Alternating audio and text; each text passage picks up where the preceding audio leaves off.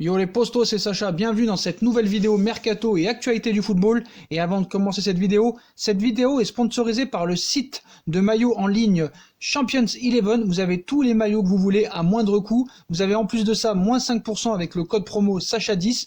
Tous les maillots de vos équipes préférées, ainsi que le Paris Saint-Germain bien sûr. C'est vraiment pas cher, il y a beaucoup de choix de tous les championnats européens. Vous avez même des maillots NBA, alors faites-vous plaisir, c'est vraiment pas cher. Tout sera mis en lien en description. Champions 11, vous avez même des maillots NBA, alors faites-vous plaisir les postos. Et on commence cette vidéo avec les croustillantes révélations d'Ander Herrera. Alors que le football est à l'arrêt forcé depuis environ un mois, Ander Herrera prend son mal en patience, lui va devoir encore attendre avant de retrouver les terrains. Sur son temps libre, l'Espagnol a accordé un long entretien à Canal+, l'occasion d'en dire plus sur divers sujets, dont le confinement ou la double confrontation face au Borussia Dortmund. Donc on va choisir un petit peu les morceaux, un quart de finale de Ligue des Champions et une rencontre face à l'AS Saint-Etienne. Voici le programme qui aurait dû attendre les joueurs du Paris Saint-Germain cette semaine, mais avec la propagation de cette épidémie, le football est à l'arrêt pour une durée encore indéterminée, une situation qu'a évoqué Ander Herrera ce mardi à l'occasion d'un long entretien accordé à Canal+. Le milieu espagnol, arrivé dans la capitale française l'été dernier, a commencé par évoquer le prolongement du confinement en France jusqu'au 11 mai annoncé hier soir par le président de la République Emmanuel Macron. Pour moi, la chose la plus importante est la santé de tout le monde. On accepte toutes les normes que les gouvernements mettent en place, car on pense que c'est la meilleure chose pour la santé et pour le monde. Le footballeur qui a avoué que le confinement était long et difficile malgré tout, en a ensuite dit plus sur la façon dont le groupe parisien vivait cette période inédite. On a un groupe WhatsApp avec les joueurs et on parle tous les jours, enfin presque tous les jours. Mais logiquement, je suis plus en contact avec les Espagnols, tous les joueurs qui parlent espagnol, car c'est plus facile pour moi. Je parle français, mais ça n'est pas parfait. On maintient le contact avec les joueurs qui parlent espagnol. Comment ça va? Comment va la famille? Que penses-tu de la situation? Est-ce qu'on va jouer au parc? On parle de beaucoup de choses, mais des choses hypothétiques. En revanche, les contacts sont moins réguliers avec Thomas Tuchel à l'écouter. On ne parle pas directement avec lui, il a encore un message pour tous les joueurs, il a envoyé un message pour tous les joueurs. On a beaucoup parlé avec les préparateurs physiques, ils ont donné beaucoup de choses pour tout le monde. Confinement, Borussia Dortmund. Herrera dévoile les dessous des coulisses du Paris Saint-Germain. Après avoir évoqué les dessous du confinement au PSG, Ander Herrera a poursuivi sur sa lancée au micro de Canal+, avec des révélations concernant la double confrontation en Ligue des Champions face au Borussia Dortmund en huitième de finale de Ligue des Champions. En premier lieu, il est revenu sur l'entre-deux matchs, un moment charnière et qui a compté dans la victoire et la qualification. Après le match aller, on a parlé ensemble. On a dit qu'on ne devait pas parler, qu'on devait travailler, ne pas mettre de photos, ne pas mettre de messages sur Instagram. On s'est dit qu'on devait jouer le match et ne penser seulement qu'au jour du match. Je pense que c'est pour ça que certains joueurs ont fait ça après le match, chambrer les joueurs de Dortmund dont Haaland. Je ne l'ai pas fait parce que je ne pensais pas à cela. J'étais très content. Je pense que c'est vrai ce que Marquinhos a dit, que les joueurs de Dortmund avaient chambré. L'Espagnol a ensuite détaillé le rôle important joué par Neymar. C'était fantastique. Je me rappelle, après le match à Dortmund, ils ont célébré la victoire comme la victoire de la Ligue des Champions. On a pensé que c'était très important de gagner contre nous. Cette situation a donné beaucoup de force au groupe. Je me rappelle par exemple que Neymar a fait beaucoup pour le groupe durant cette période de 2 ou 3 semaines.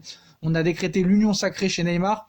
Il a été très concentré. Il a emmené tout le monde avec lui. Quand j'ai vu quelques journalistes dire que Neymar ne pensait pas au Paris Saint-Germain, j'ai vu ce qu'il fait et qu'il a fait durant cette période. C'était incroyable. Le capitaine, tout le monde était motivé. Neymar a donné beaucoup pour le groupe. Je pense durant cette période, un joueur de qualité mondiale qui donne ça, ça veut dire qu'il pense beaucoup au groupe et au collectif. Plus qu'un match, cette rencontre face au Borussia Dortmund a visiblement permis au Paris Saint-Germain de se trouver enfin un vrai patron, sûr comme en dehors du terrain, si on se fie à Ander Herrera.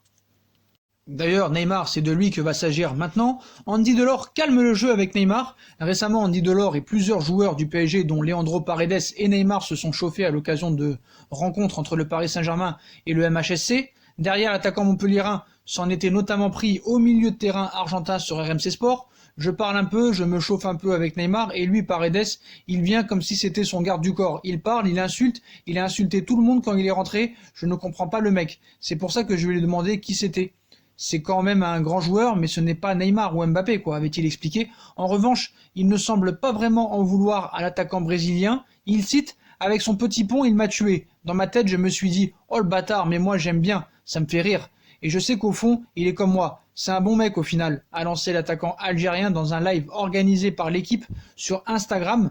Neymar appréciera sûrement.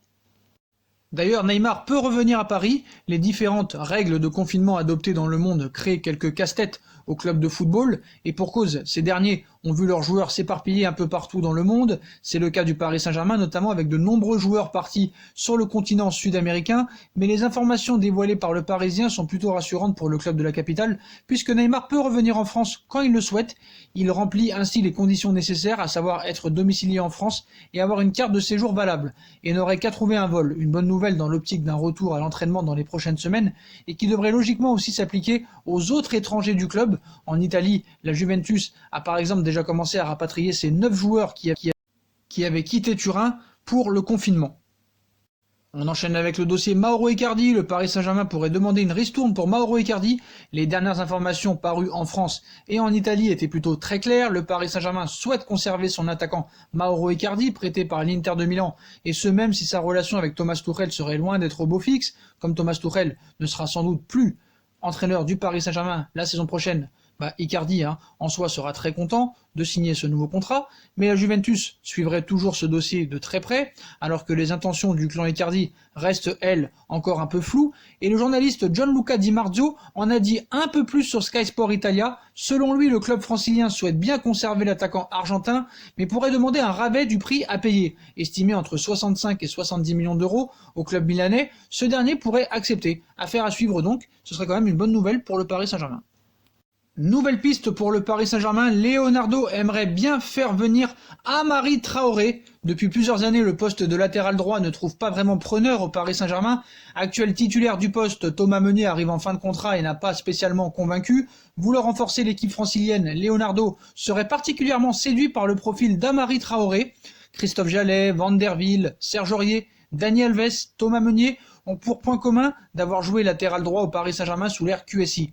Ils ont aussi montré des lacunes durant leur année francilienne et personne n'a su tenir durablement le poste de latéral droit au Paris Saint-Germain.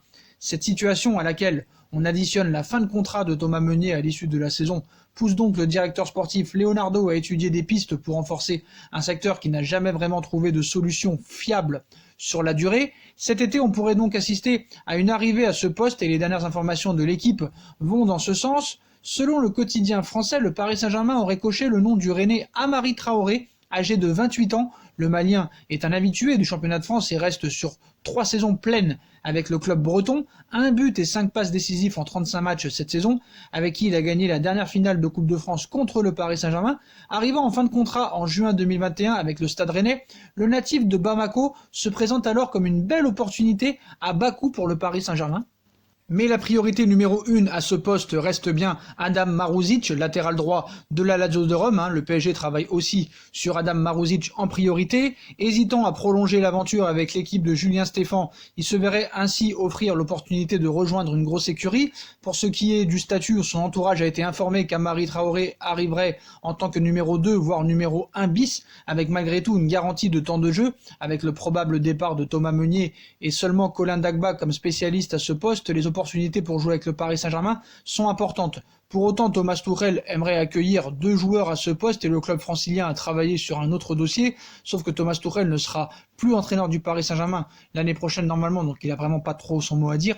Piston droit à la Lazio, le Monténégrin Adam Maruzic a tout du latéral moderne et dispose d'une palette complète. Le joueur âgé de 27 ans est estimé à 15 millions d'euros et Leonardo aimerait bien encore une fois activer ses réseaux italiens. Seul obstacle, la probable qualification en Ligue des Champions du club romain qui pourrait donc remettre en cause tout départ du joueur sous contrat jusqu'en juin 2022.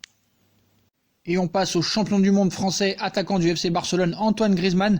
Et si l'aventure d'Antoine Griezmann au FC Barcelone prenait déjà fin, seulement 1 an après son arrivée en provenance de l'Atlético Madrid, le champion du monde 2018 a, en semble-t-il, du mal à s'adapter à sa nouvelle équipe des Blaugrana. Sa relation sur le rectangle vert avec Lionel Messi est l'élément le plus souvent pointé du doigt par la presse espagnole et les observateurs du ballon rond. Ces dernières semaines, Lautaro Martinez, 22 ans, est annoncé en partance de l'Inter de Milan pour prendre la direction du FC Barcelone. Un échange avec Antoine Griezmann est notamment évoqué et pourrait arranger toutes les parties. Une telle opération semble a priori satisfaire les supporters du club barcelonais. D'après un sondage réalisé par le quotidien catalan Sport ce mardi, une grande majorité des votants seraient à l'aise avec un échange entre l'Argentin et le Français lors du prochain mercato estival. bah, malheureusement, Griezmann est vraiment le mal aimé, que ce soit des joueurs et des supporters au FC Barcelone. Est-ce la fin d'Antoine Griezmann au FC Barcelone? L'avenir nous le dira. Voilà les postos, voilà pour toutes les infos mercato et actualités du football du jour. Comme d'habitude, hein, dites-moi en commentaire ce que vous en pensez. Je compte sur vous pour bombarder la barre de like. On partage, on commente, on s'abonne. On active la petite cloche pour être tenu au courant des vidéos qui vont sortir. On nous rejoint sur nos différents réseaux sociaux, Instagram, Facebook, Snapchat, Twitter, ainsi que sur Utip si vous voulez aider à faire évoluer la chaîne en regardant les pubs gratuitement. Les postos, c'est gratuit. Ou faire un petit don comme vous voulez. Voilà les postos. N'hésitez pas aussi à vous abonner à ma deuxième chaîne YouTube No Feeling, voilà, et n'hésitez pas hein, à aller sur le site Champion 11, voilà, tous les maillots de vos équipes préférées, vous avez moins 5% avec le code promo Sacha Benita 10, voilà, des maillots à moindre coût et tous les maillots de toutes les équipes que vous voulez, voilà les postos, allez vous faire plaisir, voilà les postos, je vous souhaite à tous une très bonne continuation, prenez soin de vous et à plus tard dans une nouvelle vidéo, tchuss.